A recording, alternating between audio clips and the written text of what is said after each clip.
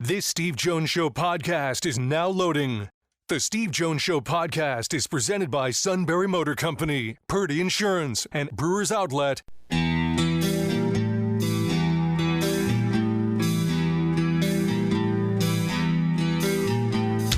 Bringing you an in-depth look at Penn State sports and more. This is the Steve Jones Show on News Radio 1070 WKOK. The Steve Jones Show is presented by Sunbury Motor Company, Purdy Insurance, and Brewers Outlet. Now from the Sunbury Motors studio, here's Steve Jones. This half hour being brought to you by our good friends at Sunbury Motors, 4th Street in Sunbury. Sunbury Motors Kia, routes 11 and 15, Hummels Wharf, online, sunburymotors.com. Ford, Kia, Hyundai, the best in new inventory with great warranties and also great safety features. Fabulous pre-owned inventory. They go over every vehicle with a fine-tooth comb, thus the Sunbury Motors guarantee.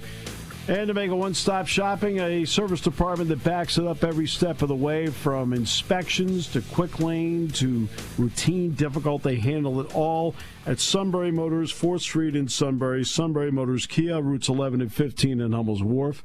And online at sunburymotors.com. And always a privilege to be joined by Bob Nightengale. Bob, welcome back. Great to have you with us. Yeah, thank you, Steve. Okay, so there's a multitude of areas to start here. Let's start with the beautiful, across the river, a place called West Sacramento. What's been the read so far on the Athletics playing at Sutter Home Park or whatever it's called? Yeah, I mean, they did a nice job with the ballpark, and obviously still a minor league ballpark, but they did a nice job with the particularly the A's clubhouse. Visiting clubhouse, they redid it, but still, tiny, the smallest one in baseball. The fields look nice. Just one level, of course, when the wind's blowing out like it did, you're going to have a lot of offense. More of a subdued crowd than I thought. Of course, A's never led one inning of a 3-game series, and cold weather for a couple nights. But they didn't sell out the next 2 nights either. Sold out the game 1, but not the second game or the third game. What they did, they capped it at 6,000 season tickets, Bob, and I think they sold all 6,000. Is that true? Yeah, it sounds right, Steve. Yeah, I know they did sell all their season tickets. So they drew like 12-something the first night, then dropped down to 11 the next night, and then 10 and change for the day game on Wednesday, which is a beautiful day.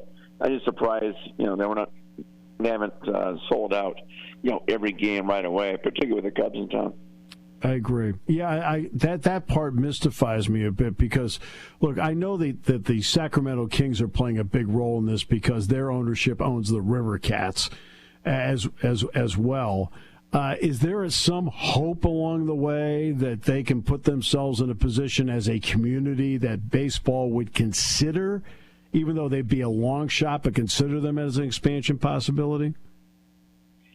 Well, I think that's what their dream is, but, they're going to have to keep on dreaming for a long time. Because, when they expand, it's probably going to be 2031 at the earliest. Then you're talking about Salt Lake City is definitely going to get a team. And most likely Nashville, but Salt Lake, I think they have the Jazz ownership involved and stuff, but they're all set. So I think with those 2 teams starting off, I just can't imagine Sacramento, getting a team for, at least for another 15, 20 years. Right. I agree. So now let's get to the Tampa Bay situation, because again, all this expansion talk has always revolved around, look, I need the A's settled, I need the Rays settled. So I guess what Tampa's St. Petersburg's put a lot of money into that building. But what is the Tampa Bay situation at this time as to how you read it? Well, no, they plan to, put the roof back on the, Tropicana Field for at least the last 2 years at least. They reached an agreement, and then the Rays backed off and said, well, we really don't want it. I think MLB is very frustrated with Stu Sternberg saying, wait a minute now, we've gone backwards here. We've gone there to talk to politicians. We had a deal, now you backed out. So a lot of people that live there think it'll never work in St. Pete.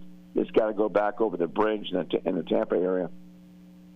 Right. And in fact, when I was there, this is a couple of years ago, to do the Outback Bowl, I said, what's the deal with the backups? And they said, well, a barge hit a bridge and it knocked the bridge out. Right. Well, that's the last thing St. Petersburg needs. Yeah, it's just tough to get over. So the people in Tampa just don't want to drive over there, and just takes way too long. So that's why I think it would only work in Tampa or even Orlando if they had to. It's not as if torpedo bats weren't in existence last year. Giancarlo Stanton was using one. Francisco Lindor used one. What's been your read initially from the players, and what's been your read from the pitchers so far of those who have faced torpedo bats? Yeah, I think it's the most over-exaggerated thing in the sport. Eddie, the Yankees hit 15 home runs because they're facing awful Brewer pitching. Yes. Brewers go home and give up 11 runs to Kansas City Royals, who are using torpedo bats. Right. So, Zach Gallen struck out 13 against the Yankees last night, in shutout innings. So they haven't done anything offensively, since that thing. So, yeah, guys are using it. I mean, I got a kick last night where Max Muncy of the Dodgers tried it for the first time, went over 3. Went back to his normal bat, then got a 2-run double in the eighth inning of that comeback. So, no, it's just a different design. And, hitters are always trying something new, seeing what works and what doesn't. And, it might be helping Anthony Volpe, but it's not helping other guys. And you're right. We're asking Craig Counsell, about this surprise it took so long to, make this type of bat. And Counsell's response was, no, I'm surprised it took so long for you guys to figure out we've been doing this for years. Yeah. Well, what's interesting is there were several Brewers pitchers with a top-out number, I think was in the upper 80s on fastballs. Right, yeah. I mean, please.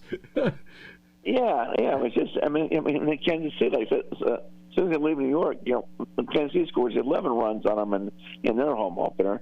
And, you saw what the Diamondbacks have done, just shut them down the last 2 days. This, I equate this to, I don't know if you play golf at all, Bob, so I don't know that. But yeah, a little bit. Yeah. So when you go out and you decide to buy new clubs, everybody recommends a club fitting. Well, everybody has a different swing, so the club fitting to me is like, okay, it gives me the best shot of getting some sort of sweet spot wherever it is. To me, the torpedo bats are club fitting. Yeah, right. Yeah, it helps some guys, and like I said, they have Volpe. Stanton did use in the playoffs, and who knows if that was a result for or the cause for tennis elbow because he hasn't played yet this year because of 2 bad elbows. So who knows? I remember years ago. Remember those wristbands, Stephen, with the real skinny ones, are supposed to give you some positive electricity or something, electrons. Everybody was using that stuff too. Wearing under the wrist or the neck. That didn't work. Yeah, I remember it. Yeah. It's like over here in the back. Why? Well, yeah. I thought it was a magical thing, but everybody was wearing those things for a few months. Yeah. Oh my goodness! All right, so the Dodgers are 8-0 to this point, and have built up a whopping half-game lead because San Diego's 7-0 at this point. So, what do you see from those two so far that have allowed them to get off to such great starts? Yeah, I covered the first 3 in L.A., and they could have easily lost the first 2 games against the Tigers. The Tigers just couldn't get a key hit with guy in scoring position. Yeah. Last night, they played terrible and got away with it. So, they're a deep team. They're not flawless by any means. You still wonder about, Mookie Betts at shortstop. You got not like Michael Conforto's a superstar in left field or Andy Paez a superstar in center. So they got some flaws there. But they do have, though, is a very good bullpen, very deep.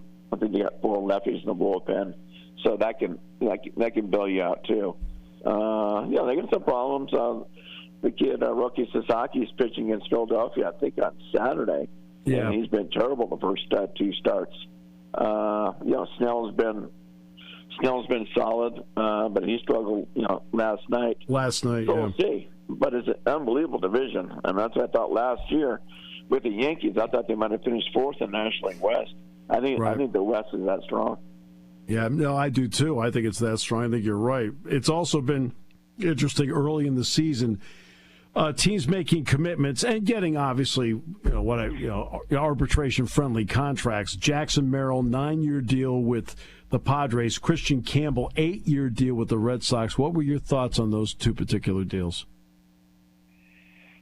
Yeah, that was great deals for the club, particularly Jackson Merrill. I mean, he could easily win the Rookie of the Year last year, over Paul Skeens. Think about 9 years, 135, just averaging 15 a year. He's going to be worth so much more than that. And his contract was so light that the Players Association tried to talk him out of it. Different agents say, "You sure what you're doing here?" So he says, "No, I'm comfortable. I like it here." But it doesn't have a no-trade clause either, so they could still trade him. So, that contract's getting some heavy scrutiny just because of how good he is. And Campbell, just getting a big contract like that early, reminds you a little bit of a Jackson Churio situation with the Brewers a couple years ago. Yeah. Yeah, no, it does, very much so.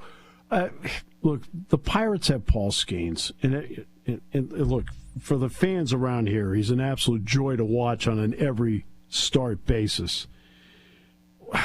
Is it possible that he gets a deal, A, and B, to me, this is the equivalent of drafting like Brock Purdy in the 7th round, and I've got 7th round money on a guy, and I should be taking the additional money and putting guys around him, and the Pirates don't seem to be putting anybody around him. I mean, am I wrong about this?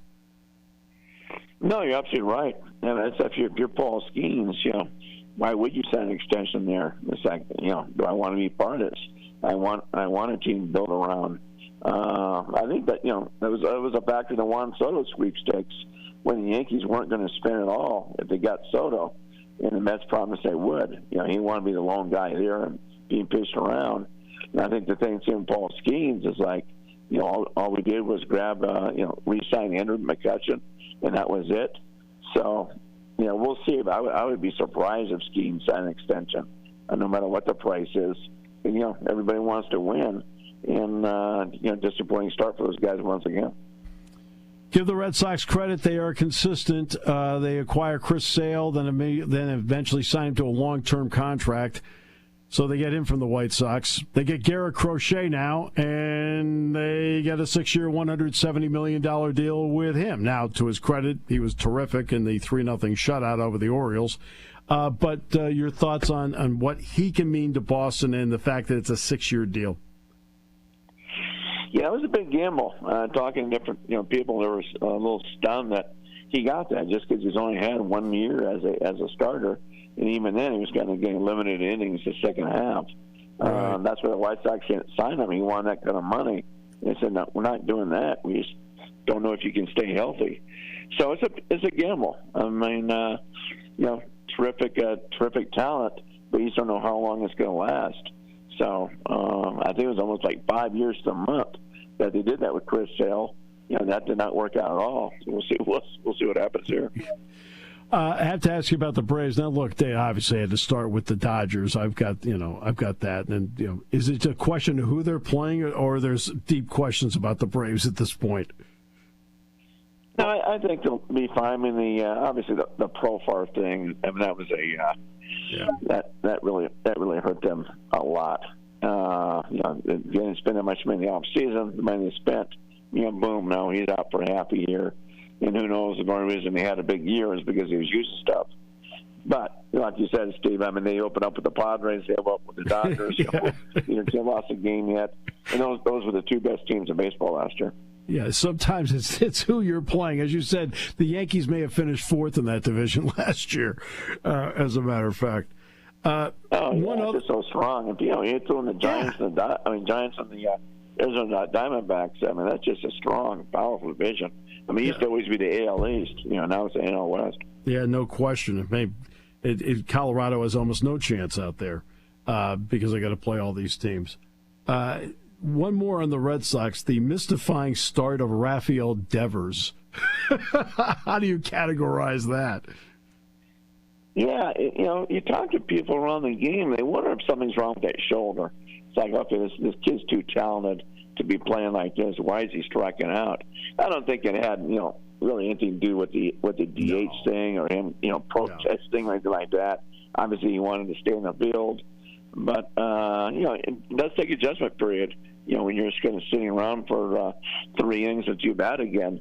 But, people got to worry about the shoulder, saying there's something wrong here with the guy physically, to get off that bad of a start.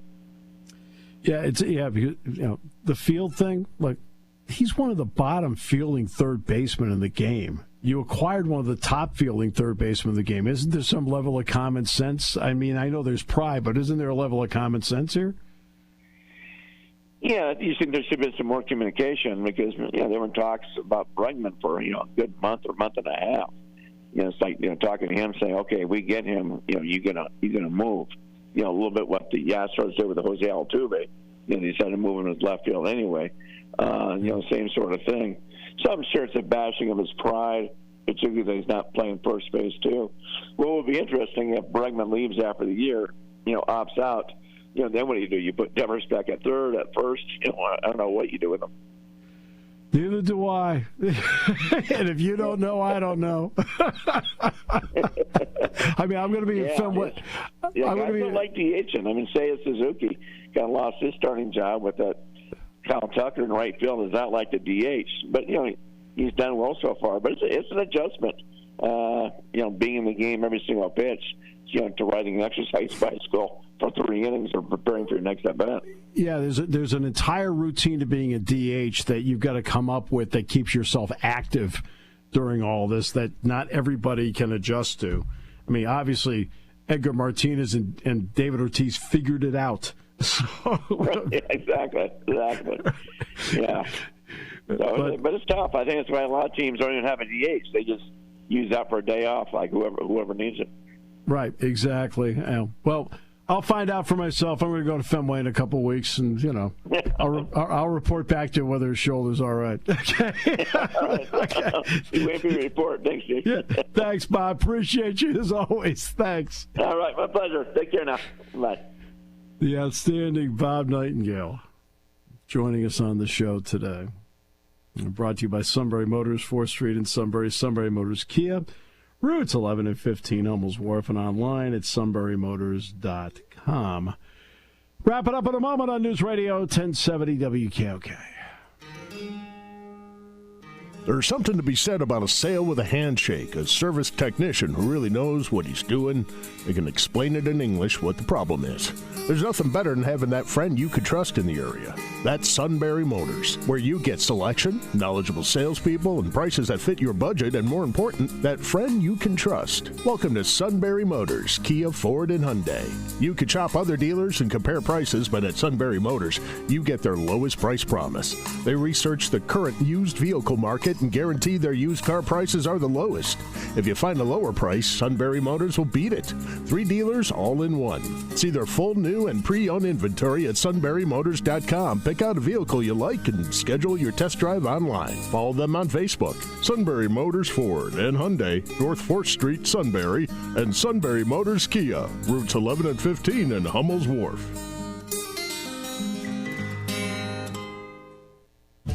Hi, this is Season. For over 100 years, the Purdy Insurance Agency has been protecting families and businesses of the greater Susquehanna Valley and beyond.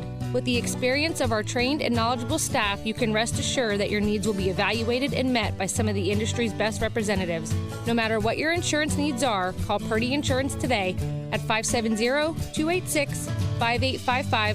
Visit our website at purdyinsurance.com or check us out on Facebook to see what we can do for you.